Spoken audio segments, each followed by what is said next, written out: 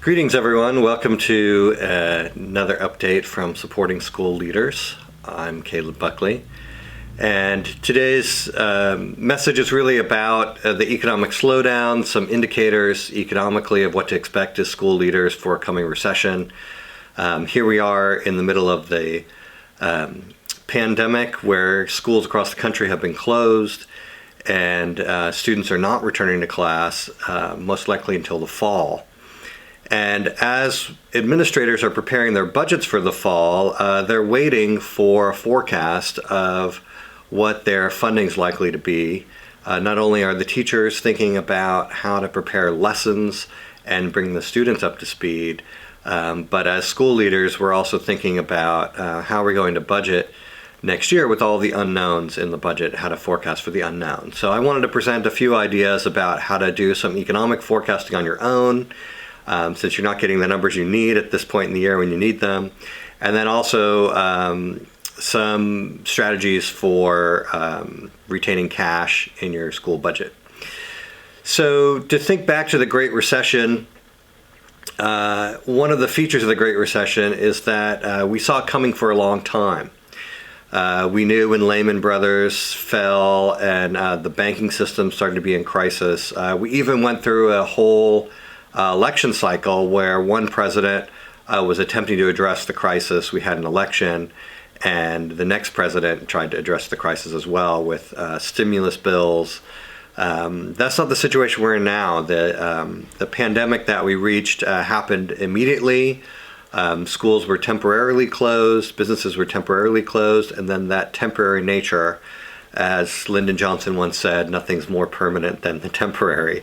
So here we are in the life that we're leading now.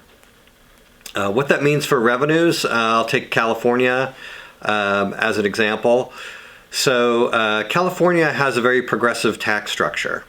And by progressive, I mean the more money you make, the more you pay in taxes. And especially in California, income earners above $100,000 a year pay a very large share of state tax. A lot of that tax is on capital gains. So where do you make capital gains? Primarily, when you report your state taxes, is through the stock market. So if high income earners have a bad year, the state has a bad year. And one of the things that we found in California, as well as the nation, is that the unemployment rates have gotten so high by the end of April in 2020 that it really has, over the last 8 weeks, erased all of the job growth, all the economic expansion of the last 9 years since the Great Recession. So if I were going to throw a dart on where I thought per pupil funding was going to be, taking that economic indicator, I would look back 9 years to where our per pupil funding was during the Great Recession, which is about 20% lower than it is now. Now I expect that to be phased in over time. The state of California has an $18 billion surplus. The state Senate has confirmed that not only is there an education reserve, but there's also a general fund reserve, and education would have equal access to that. Because of Proposition 98 that guarantees K through 12 40% of the state operating budget, it means what goes up also comes down. So a $1 cut or loss in state tax revenue is essentially a 40-cent loss to education. So as you look at all those numbers, you think about how am I going to address the shortfall? And really there are three areas you want to be paying attention to. One is that state reserve. As many states have built them up, if they've been responsible over the years of economic expansion, as that state surplus begins to go down, budget cuts become more permanent.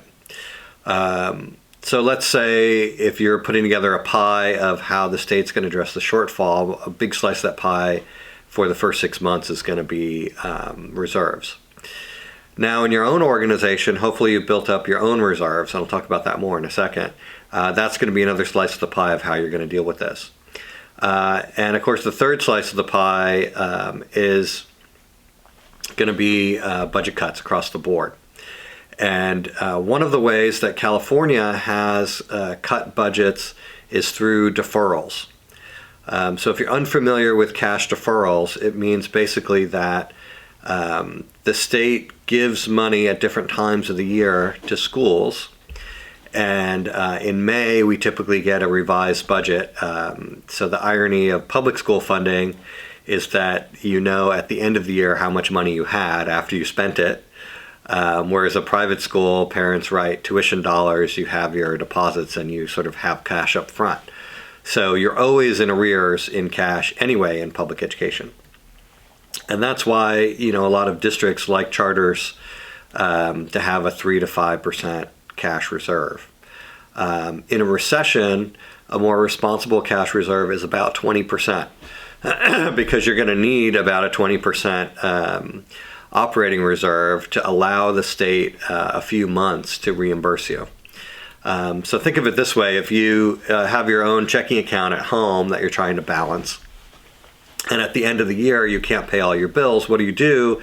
You take your paycheck from the next month and you pay the expenses you had last month. This is basically the Christmas household budget, right? You put Christmas on your credit card, you pay that credit card in January. Well, January rolls around, you still haven't got the money, so now you're paying a little bit of debt, and then you're paying off those credit cards in February. So just the same with schools whose fiscal year ends the end of June, you're going to have a July where the state has still not paid you for your prior year. And that deferral could go into August, it could go into September.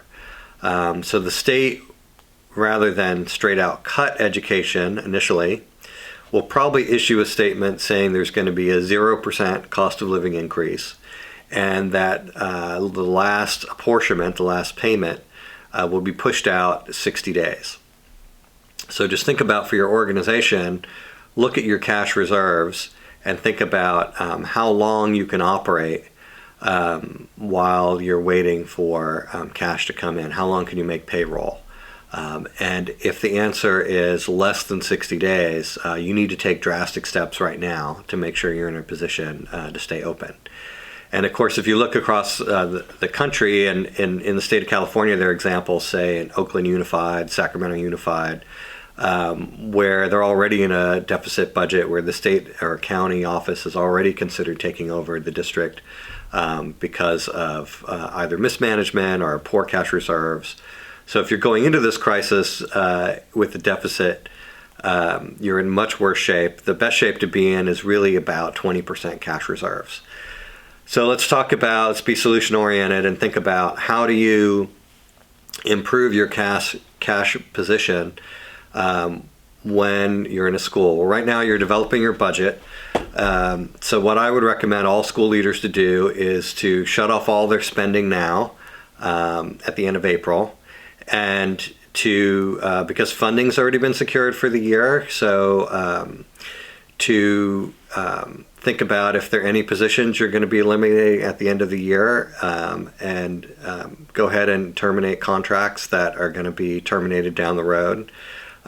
Start talking to all of your vendors about next year, vendors who are also maybe staying at home, maybe anxious for business to continue as usual, and start renegotiating your fees. Does your auditor need to make the same amount they made last year, with fewer companies having their audits done and that space being a lot more competitive? Does the person who delivers your water need to charge as much for the water cooler you're renting in your office? Does the contractor who's coming and providing services on your site, do they recognize that there's going to be an economic contraction and their fees are going to have to come down to keep everyone employed? So start having those conversations with people early, bring those future expenses down. The other thing you need to do is stop the bleeding on expenses. So cut expenses and try to do a third interim budget, or what I would call, a May budget for your school. So a month before your school closes, look at your receipts, and now that your expenses have been fixed, try to look at if there's any cost savings you're going to make with schools being shut down. Maybe you're saving money on utilities. Maybe you're saving monies on some curriculum materials you weren't able to pass out. Lots of schools are spending extra on technology because they have to provide more Chromebooks or things. So do your readjustment, because now you've got a different world. And as you're pulling that cash together at the end of the year, look to next year. And if you're in a collective bargaining unit situation, you need to bring your unions in, and otherwise just your employees in general, and let them know that a cost of living increase is not likely. And really have an open and honest conversation with your community about, are parents able to keep providing pledge income and gifts to the school? And if you're not raising that yourself, if you have foundations, talk to your foundations about, can they speed up the transition of funds into the school accounts? So if you have a sidecar 501c3 and they're raising money, they usually turn over at the end of the year to the school. Can you get that money into the first quarter? And really what you want to do is get as much cash into that first quarter as you can, so that when the state and federal government, which has pushed its tax deadline into July 15th, starts looking at the revenues coming in, they're probably not going to know until August how much money we have for next year. And that's not a strong position for a school to be in, because by the time August rolls around, you've already hired everyone, spent everything.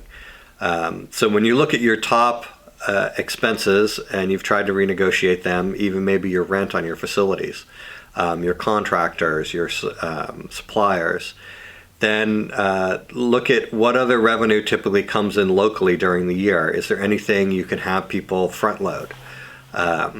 I read something on the internet the other day that if everyone just went out and bought, a sheet of stamps, that would raise $1 billion for the post office tomorrow. So think about that in the same way. What if you're providing an aftercare service that is a fee for service? Can parents prepay that so that you have cash on hand for those employees? And as you're coming up with all these measures, you have to develop a new skill in your business office. Because a lot of, if you're not a school district and say you're a charter, you're relying on the cash flow of from local property taxes of the districts where your students reside.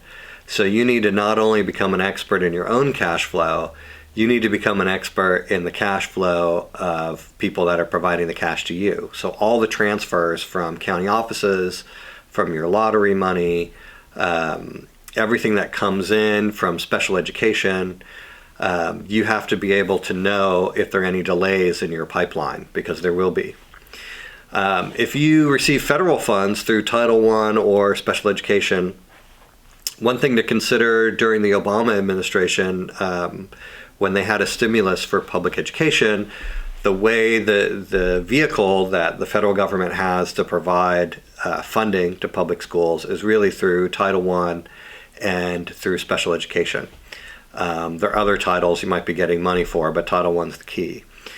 Now look at the poverty rate of your students. And in a state like California, you have what they called unduplicated pupils, where additional money is provided based on different categories of students. Well, if you were in a school district that had maybe a 30% free and reduced lunch rate, given a large economic contraction and a deep recession, you're going to find that your poverty rate's going to go much higher. You're going to suddenly have families, maybe, let's say you were at 38%, you might be at 58% this coming year. And so you really want to track down those income surveys that parents do and have them honestly reflect what their income level is now in this new environment. That means if you haven't looked at Title I, Title I is going to be a good option for you next year, because what was going to be a lot of paperwork for very little return may be a pipeline for the federal government to prop up your school and keep you in business. So look at other revenue streams. In terms of gift giving, I've found that families in a recession, one of the last things they will let go of is their gift to schools. Now, that takes a lot of communication to make sure that parents know, even though maybe their program has declined or your days of operation have declined, but it's really imperative that they support their child's school. And often parents will give up a lot of other things in their household budget before they give up supporting their child's classroom. So take that whole approach, look at your income, look at how things can get in the door faster, look at how you can renegotiate what goes out. And I think the hardest thing is just the mindset. When you're in a growth mindset and you're in a surplus mindset, you have this community dialogue about how can you how can you take in feedback and add what people need and what people want. You have to work really hard as a leader to change that mindset so that now people are thinking, what is essential?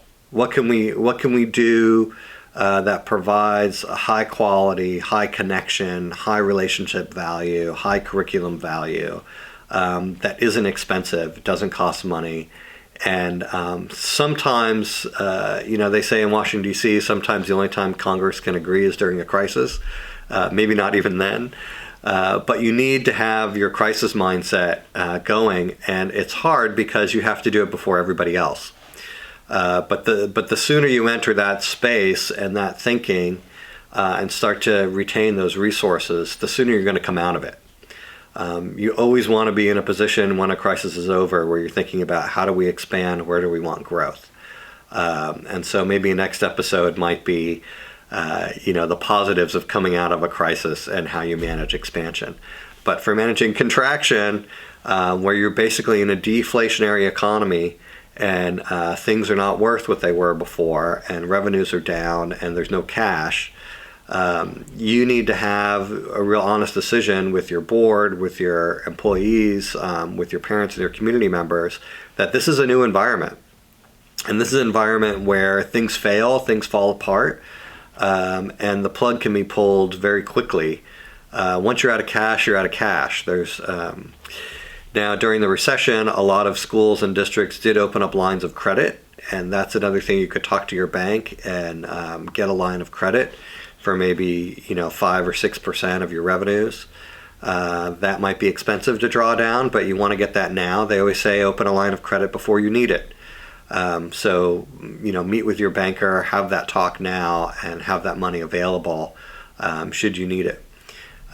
You also want to look at rebate programs. In California, they have the program for Cal cards where you get a 2% rebate on purchases.